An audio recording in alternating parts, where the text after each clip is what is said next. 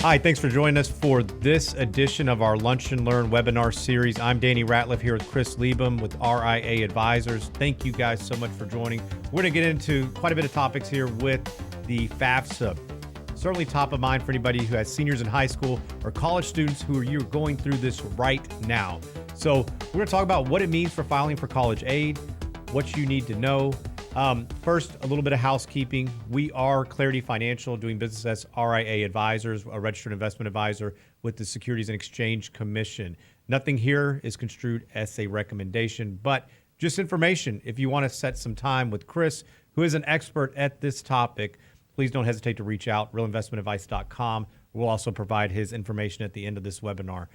So let's jump right in. Chris, today's goal is really stemmed from something where you had to put your feet to the fire and get a really quick understanding because of something you had to go through, right? Certainly. Back in 2005, my oldest daughter, she was graduating high school. Then 2008, my second one was come along the way. And all these questions came about as far as what's a FAFSA? What do I do next? Where do you go? Of course, the high school counselors, they're trying to help out. They send information home, but you know how it is. It gets shoved in the backpack. You find it at Christmas time when you clear out the backpack and go, oh my God, I've missed out on all these dates. So it's about getting that plan in place and making sure you understand the process so you do it correctly. There are generally a lot of mistakes made in this time period, so it's important to do it correctly. The FAFSA, it's so important because you're looking at helping your kids with student aid, potentially possibility for grants. Let's jump into a little bit of this and make sure that people aren't making these mistakes. What are some of the bigger mistakes that people make when doing this or not doing it at all? Well, the biggest mistake, of course, is just not doing it at all. A lot of cases people think that they make too much money, they don't need to file the FAFSA, or they don't know how to file a FAFSA, they didn't know it was there. One of the mistakes made as far as making too much money is you may be qualified for merit-based aid. A lot of the colleges will look to see that you've got your FAFSA completed and that any possible financial aid you could have received is taken care of before they go into the merit-based aid. So it's a kind of a hurdle, a qualifying process for those. But then it's the education of people just not knowing about how to do the FAFSA, how to complete it. The questions, they're daunting. They ask a lot of information, a lot of personal financial questions. And you need to make sure those are all correct. So you talked about not filing at all or not filing on time. Let's spend a little time discussing people that just don't answer them correctly or read through the questions. Since we did this webinar last fall in October, FAFSA season opens up October 1st. And we did a webinar back then. We've had the opportunity to look at quite a few different FAFSA applications since then. And I can tell you that every single FAFSA application I've seen since then has had mistakes. And a lot of them are glaring mistakes. And every mistake I've seen has been not in the individual's favor. So we've had to sit down with them and help them get those corrections made, to go back to the schools and talk to the financial aid officers and share the documentation to show the corrections and why they should be made. By doing that, you've probably already missed out on a lot of opportunities for scholarships or grants or certain financial aid, or maybe not even have chosen the school you could have applied for because you didn't have the aid process in place. Okay, Chris, so what is one of the number one mistakes made on the FAFSA? So on the FAFSA, there's a question related to, what's your current value of your investments today? Well, your average individual out there in the marketplace, their investments are in 401ks and IRAs. But if you look at the question there and read about that question, it's saying not the value of your 401k or your IRAs. But by then, most of the people have already reached down, grabbed their statement, from their last quarter of their 401k statement or the last quarter of their IRA statement and inputted that number into the form. That mistake crashes everything at that point in time because now you've added all these assets that you're telling the college that are available for college expenses that really truly are not available for college expenses. So you're referring to these 401k retirement funds that won't be used for these purposes. So I think that's really important, and that's a good point that you pointed out there, that it's easy to go in and just put all these numbers in, but make sure you're putting the most accurate information because it may disqualify you from actually receiving certain benefits. Hey, so I know a lot of you guys are probably thinking about different questions that you may have. Please don't hesitate to ask in the chat window. We'll try to answer them there, or maybe at the end. We can also schedule some one-on-one time if you want to spend a little bit, dive deeper on this as well. So we've talked a lot about the different mistakes that are made. What is the one thing I think that people fail to do, Chris? Plan and take the time to go through it. You know, everyone's in such a rush. There's always something going on. They say, well, we'll get this done on Saturday morning. Of course, they've got soccer games, basketball games, all kinds of events. They're trying to squeeze the FAFSA into a 15-minute window. But it's not a 15-minute project. This is like doing your annual income taxes. There's a lot of information that needs to be brought together, rounded up, and input into the form. It's a family project. So you need to have the student there because there's questions from the student as far as the value of their checking account, savings account, like that. If they've got those assets, you know, to have both parents there instead of just one parent doing it. Had one here recently I helped where the wife did it with the son. The father didn't even know it had been done. So when I was asking him about the FAFSA, he's like, the what? I go, the FAFSA. So you haven't completed that? Well, I don't think so. Well, you know, it should be a family project. And you should have plenty of time set aside to get it completed, complete it right. If you have questions, reach out to, you know, certainly us. You know, we've got the ability to help you out there. With that, I won't complete the FAFSA for you, but I'll certainly help you point you in the correct directions. Yeah, be a guide for somebody. I think that's the important part. I mean, many people are just left on their own to do this, and it's difficult. So if you're planning to do this, you're going to spend the time. You mentioned doing it with the student as well, and I think that's a really important aspect. You know, not only does it help them get an understanding for it all, but gives them a little bit of skin in the game to some extent. Now, what are the things that you absolutely must have when you sit down to fill this form out? Your student. But then your bank statements, your investment statements, if you have rental houses, things like that. But your bank statements, of course, they only come once a month. Go online, take a screenshot of your bank account that day because it's going to ask you what's the value of your checking and savings account today. So if you take a screenshot, save that, you got that for documentation for later on if the school will ask you for that. And don't put down round numbers. Don't guess. You know, if you think, oh, I've got $15,000 in my checking account, don't put down $15,000. You know, look it up, see what the true number is $15,311.74. Enter that into the form. I had somebody I worked with that, you know, all the numbers on there were all round numbers. So I go, so you write checks for $3 even? And they go, no. I go, well, your accounts on here show that all your balances are equal. So, you know, I knew that they were estimating, but they were all probably estimated the wrong way. It's important to get all those documents in place, but the key thing is going to be your investment statements, your bank account statements for both yourself and for the student. Okay, so now that you've filed the actual FAFSA form, what should people expect? Do you receive an email confirmation? Do you get a phone call? And what's an ETA to, you know, some specific dates? Well, it's going to be generally the next day or within a couple days that you'll hear back. You'll get an email saying that your student aid report has been completed for you to log into the account there to check your estimated family contribution, your EFC. Very important number there because that goes to the school there and that helps decide how much they're going to contribute to the education based on the EFC, estimated family contribution. It's relatively fast. Of course, you know, you want to make sure that you've got your PIN numbers saved. It's quite an experience to get into the website. So you have to have a PIN number, password, everything else to identify who you are. If you get a phone call, maybe a scam, so don't take it. Yeah, kind of like the IRS. They're not calling you either, right? Yeah. Okay, so now that somebody's actually filed the form, they've received confirmation, and what happens if there's an actual change between when they filed and received information back from them and your actual student starts? What needs to happen at that point? Well, there's always changes in life, and you know we call that special circumstances. So you know whether it's a change in income, you know a drop in income, loss of a family member, maybe grandma or grandpa moves into the house. But none of those questions are on the FAFSA form. So those can be communicated with the financial aid officer at the school there. They may request some documentation in regards to those things. So to go back to like Hurricane Harvey, you know, people's homes that got flooded and they had to pull money out of their 401ks and other savings accounts to help rebuild their houses. You know, that could have been a special circumstance. Maybe, you know, one of the spouses, you know, had passed away because they're looking at taxes from the previous year. And a lot of things can happen in that time period. So, You need to have this. I can guarantee you, sometime during your college career, a special circumstance is going to come up. Life always happens, and it's going to happen sometime in that time. So, Chris, this is the time of season now that everybody's done the hard work. You're beginning to receive these award letters, and they're not all created equal. So what do people need to be mindful of when reviewing these documents? Well, there's going to be a lot of information in these award letters. It's going to be scholarships, grants, and there's going to be a lot of different types of loans in there. And you may not understand what the loans are all about. There's going to be the student loans, there's going to be the parent loans. And not all award letters are the same either. So if you get one from one school and another, you can't sit down and put them on an Excel spreadsheet to do a financial analysis of it.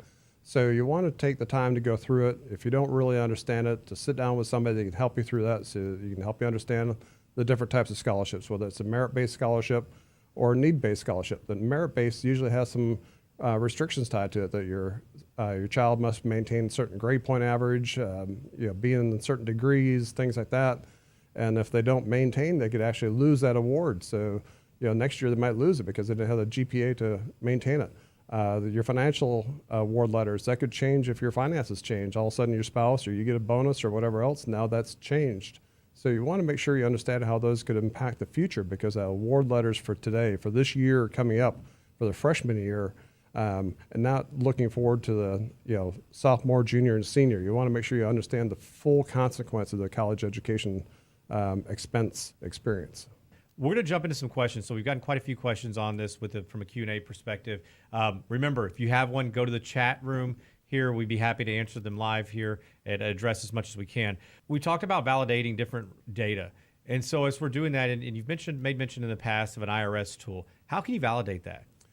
So the IRS validation tool, it's going to reach into the IRS, pull your last year's tax forms out of there.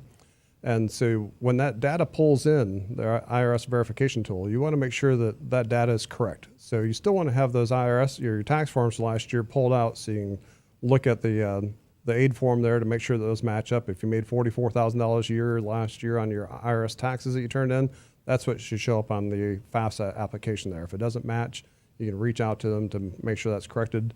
But so important that all the information in every part of that form is correct from top to bottom. Yep, good points there.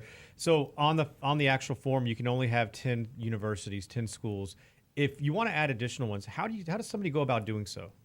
You can log back in and add those after the initial student aid report's completed. Then you can go back in. Let's say you've got your 10 in there, but all of a sudden you want to look at going to Concordia or a school like that in Austin.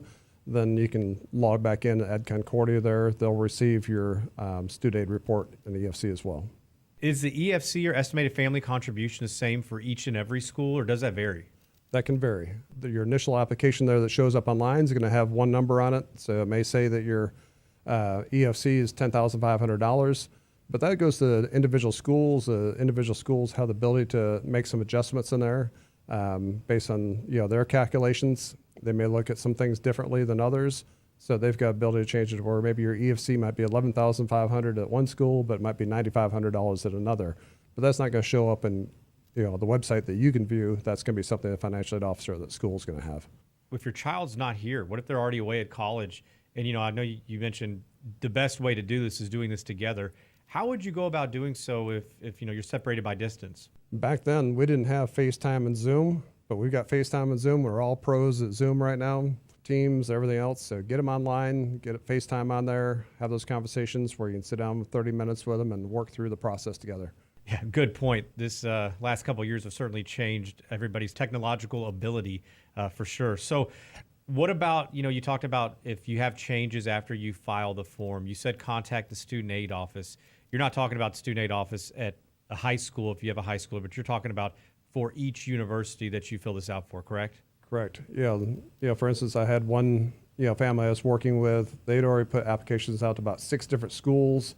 And like I said, that FAFSA was incorrect. So he had to go to each one of the 6 schools to talk to the financial aid officer to get those items corrected on the FAFSA report there because of those errors. And so look at the time he had to invest later on. If they would have taken a few extra minutes to do the FAFSA correctly, then that would have just been a little bit more time. Now they spent hours to get out in there and get all these corrections made, and hopefully they're made correctly. is there a set hard timeline here, similar to like your IRS taxes, or is it, does each university have something different? How does that work? Yes, so the start date is October 1st of the year, but the filing due dates vary. So like the state of Texas, has a date where, for priority filing, it's going to be in January usually. Your federal filing deadline is in the summer, but your schools all have deadlines as well. So that's the biggest thing with, the college experience is understanding the calendar, understanding deadlines. If it's due tomorrow, you should have had it done last month. Don't wait until the day of or 11:59 tonight to submit it for tomorrow. I've got a friend of mine, he's a teacher at a school. He'd received a text from one of his students. Dear coach, can you help me out with a recommendation letter? He sent it out like at 4:45 in the afternoon, telling the coach it had to be done by 5 o'clock that day. If you don't do this for me, I won't have a chance to get the scholarship. That's not the way it happens. You've got to plan way in advance. Thank you guys for joining us today. I know you probably have lots of questions. If you do have any, go to the chat box on the YouTube here. We'll be monitoring and try to answer these as we go. And obviously, if you want to schedule some time, we're going to have Chris's contact information here at the end. Chris, lots of really great questions so far today. One of them that I keep hearing is people assume they make too much money. And if they make a lot, is there still value in submitting the FAFSA application? And, what other types of things can it be used for?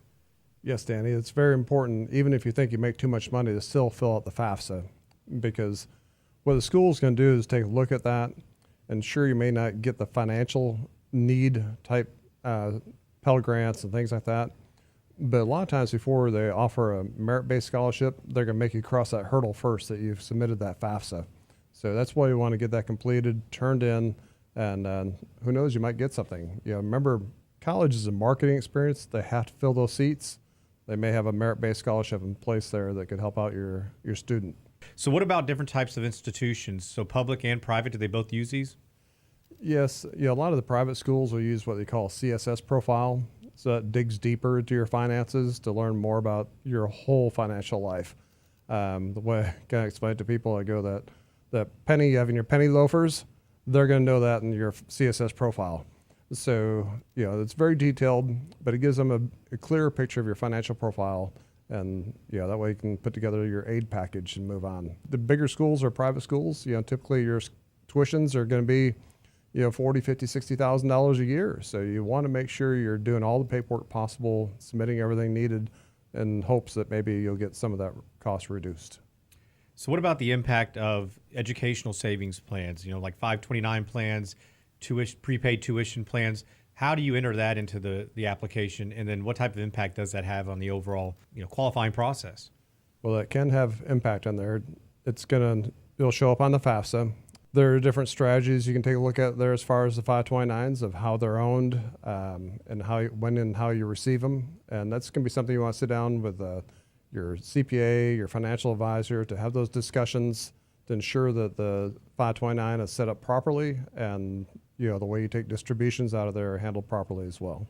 That's a really good point, because who owns a 529 plan can play a major role as far as how much of that is counted towards these applications. So I think that's a really good point there. So certainly visit with your advisor and CPA to make sure you understand and that you don't harm yourself just without knowing something. And I think that's a big part of it. So if you've already completed the form, but now you're filing your taxes for 2021, do you need to redo it? What happens here, Chris? Yes, so you need to do the FAFSA every year for each following year that your child's in school, your student's in school. They'll be through the 4 or 5 years that they're an undergrad, and then, if they go on to grad school, then they become an independent student. So it's a whole different profile then. The parents don't need to be involved in filling out their portion of the FAFSA profile, but they should still be involved in the process, to help make sure that the student's completing that properly and the independent status when they reach grad school.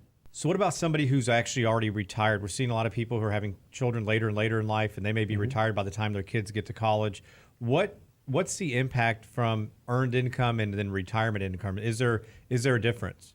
Well, the retirement income, if it shows up on your 1040, your tax form, then it's going to show up on your FAFSA. So, there's going to be different things, just like, if you're trying to set up a tax-free income stream, in retirement. It's about having your income or having your assets in the correct places. How are they going to fall into your FAFSA form? That's going to be a situation where you want to sit down again with your CPA and your financial advisor to help guide you in answering those questions. Okay, great. One last question for you. So you made mention of getting prepared to actually fill out the form. What should somebody do just prior to it? You mentioned some things you should possibly do earlier, but what else can be done? I would say go online there, download the FAFSA application and the instructions. Go through the application questions and go through the instructions there so you fully understand each question. That way you can make sure you have all the documents and all the numbers and all the information you need. So when you log online there to complete it, you've got all the data you need to complete it correctly. So lots of great points here. That's going to conclude our questions today. Chris, thank you for your time. I know that you spend a lot of time and this is something that you're passionate about. So, one thing we want to ask is, why did you attend? Obviously, you have a reason. You have somebody who's going through this process or about to. And if you're going to take some action, Chris can certainly help be a guide for you, help you. Somebody who's been there, done that, helped hundreds of other people go through this same situation. And I think this is it's invaluable. One of our favorite quotes is from Winston Churchill, which is, "He who fails to plan is planning to fail." And I think this goes with really anything in life, and especially with financial planning. So we want to make sure that we're dotting all of our I's, crossing all of our T's. And we talk a lot about wealth management. We also want to keep in mind, how do you keep more money in your pocket pre-retirement, in retirement? I think this is extremely important because it all comes together. So Chris, I know you have to love this last slide here. This had to be a great day, right? Yes, Danny, that's one of the best days of my life. My youngest daughter graduated from UT on a Friday afternoon. We hopped on a plane, flew Southwest up to Boston, and attended graduation on Sunday afternoon for my oldest daughter. They both received their master's degrees on the same weekend. So yes, it was one of my best days of my life. Not only probably a proud dad moment, but you also got a pay raise, I'm assuming, at the same time. So pretty good day, I'd assume. So hey guys, thank you so much for attending. We do have Chris's information here. You can reach out directly if you have any questions. If you want to follow up, you want to set some time on Chris's calendar, we'd love to visit with you guys. If you have any additional questions, email here directly or go to realinvestmentadvice.com. Thanks for joining. You guys have a great week.